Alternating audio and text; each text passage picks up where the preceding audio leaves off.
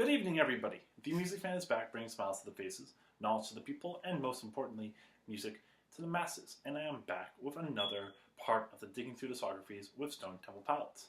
Now, in last video, we looked at High Rise, an EP by Stone Temple Pilots, and the only one featuring Chester Bennington. We also looked at the passings of both Chester Bennington and Scott Weiland, leaving a big hole in this band and having people wonder if they would ever get back together. Spoiler alert, they did. They've released one new album, but let's talk about how they got there.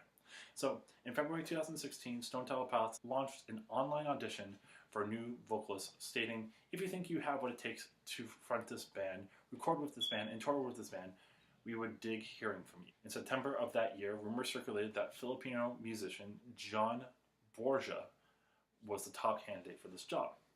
In February 2017, it was reported by AlternativeNation.net that the band had already selected their singer, so they have their heart set on somebody, though it was not revealed who. The same article, however, called Borja and X Factor Season 3 runner-up Jeff Gutt as the two rumored finalists. In October 2017, Dean DeLeo said that the band's search for a new vocalist was going great and that the band is working on new material. Who was that singer? Well, on November 14th, the band revealed that Jeff Gutt had been chosen as their new lead singer. So on March 16th, 2018, the band dropped their second self-titled album through Rhino Records. The album had 4 singles: Meadow, which dropped on November 15th, 2017, Roll Me Under, which dropped on January 31st, 2018, The Art of Letting Go dropped on February 20th, 2018, and Never Enough on March 8th, 2018.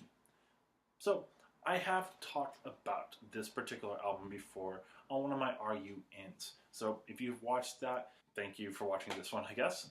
But if you haven't, I'm going to try to make it so that this is the one that you watch. The one that I did earlier was 30 minutes long and went a little bit more in depth on the arrangements themselves. I'm going to try to be more broad on the ideas. And if you feel like you want to hear more about some of these arrangements and some of the cool chord progressions, you're more than welcome to check out the other video, which I will put in a link below. Basically, my stance on this album hasn't changed that much, and it's crazy to think that after listening through the rest of this discography. First off, what I love about this album is Jeff Gutt. He does a fantastic job bringing new life into this band. He sounds very similar to Scott Weiland, but has better chops. I haven't heard his lower end, and he doesn't seem to have that lower end as much, so I don't know if he would be able to do stuff from core. However, he has such a great range and such great power that he could definitely do stuff off of Purple and off of Tiny Music. From there, the band is able to keep doing what it's done so well, but do other things with it. Whether it's being able to change timing ideas in Middle of Nowhere, or Reds and Blues, or Finest Hour, or if it's able to do some more interesting chord progressions on like Just a Little Lie, Thought She'd Be Mine, The Art of Letting Go, Finest Hour, or Reds and Blues. This album musically feels like a perfect step from High Rise. It still has a little bit more of that psychedelic stuff, but it does emphasize more on a harder rock sound and more of an alternative sound rather than the 60s and 70s ideas from the first Stone Temple Pilots self-titled album. From there, there's also some songs that I could have heard on Tiny Music or on Purple. Those two being The Art of Letting Go and Reds and Blues, my 2 favorite songs on the album for that particular reason. The Art of Letting Go musically feels a little bit like Adhesive, one of my favorite songs from Tiny Music, though it is a little bit more poppy and upbeat. However, from there, they're able to take a better, more jazzy chord progression that they use on the guitar solo. I've also covered this song before, so if you want to hear how that sounds, take a look at that as well. Finest Hour feels a lot like a song off of Purple. Just the way that it harkens back to that 90s sound so well. If I had a comparison for it, it has that tinge of like Pretty Penny or maybe Loungefly.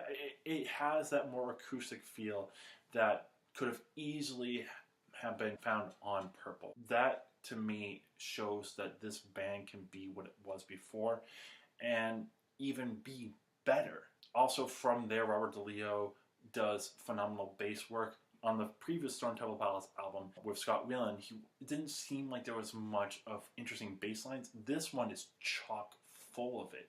At almost every single song either has him doing a fast-paced idea that's mimicking the guitar or more of a counter melody idea, harkening back to the first 3 albums, which makes me so happy that he's able to bring out some more interesting ideas. Eric Kretz also does some solid drumming as well, and to me it shows that with Jeff Gutt being as good as he is, he's able to let everyone else do what they have done so well over so many years. Now, not every song is perfect on here. For example, Good Shoes, barely memorable to me.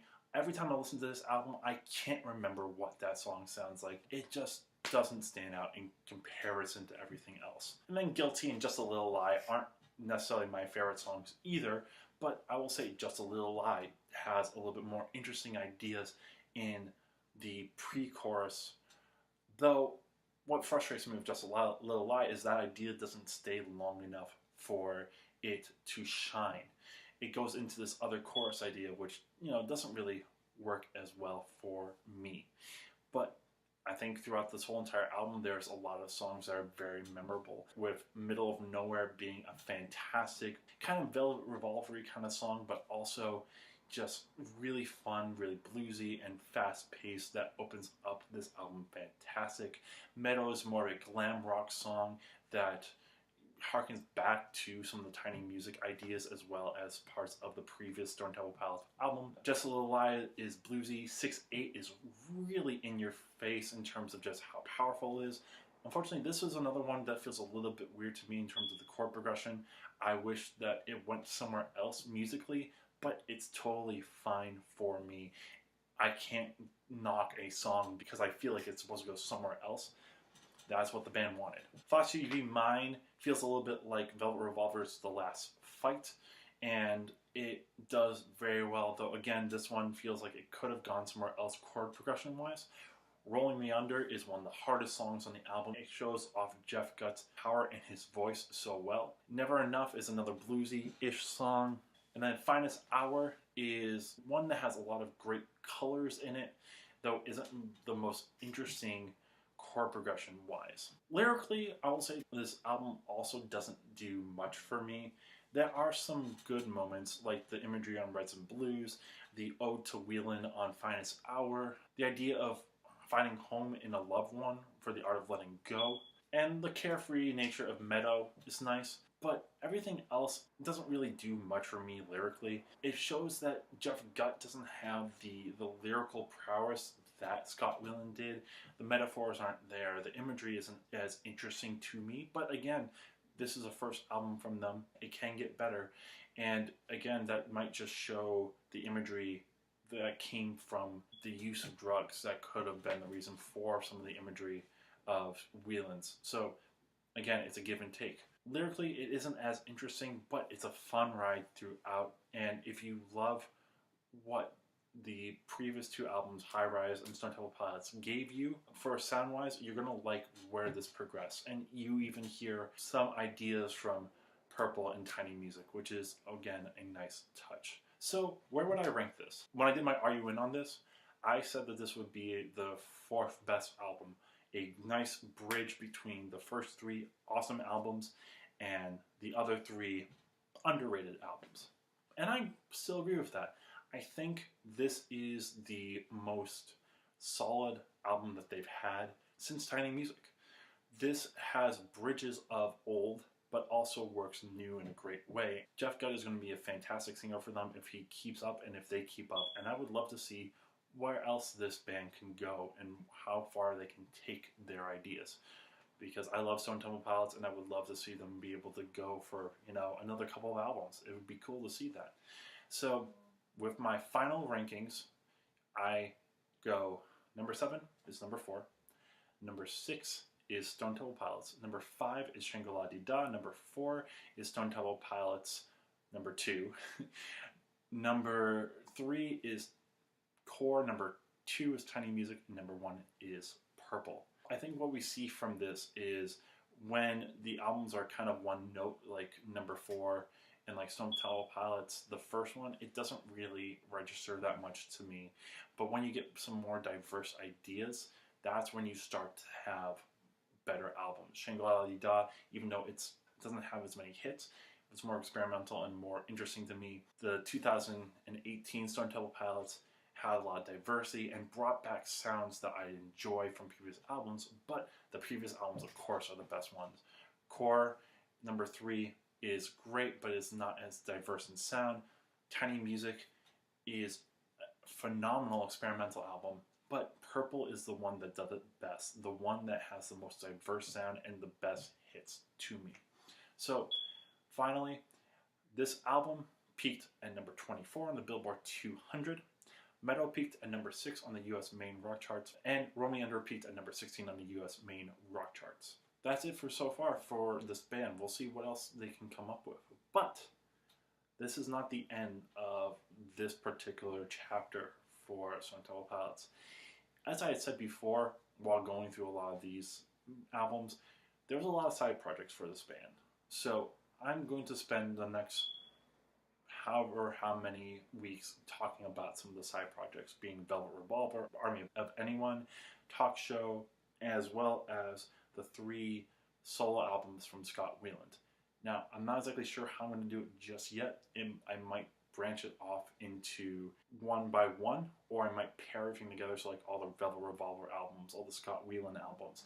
We'll see. Not exactly sure, but know that that is coming, and then after that, we will get on to the next band. So let me know if you love or hate this album and why. Share this with your friends, and most importantly, just subscribe to my channel so you can see more of what I do. So tomorrow, I'll be back with another Are You In as a bonus one.